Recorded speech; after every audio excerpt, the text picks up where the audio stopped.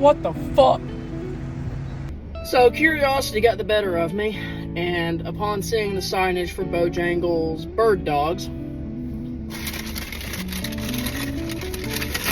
we're gonna try them. We literally have a hot dog bun with some kind of yellow orange sauce, and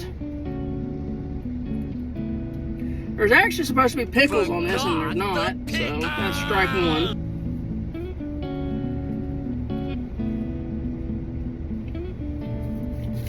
Oh, that sauce is awful. Let me see if this one's got pickles on it, and if it's any better.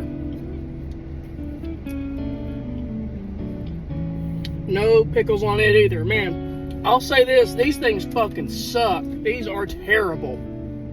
I wish I'd have just gone to Arby's.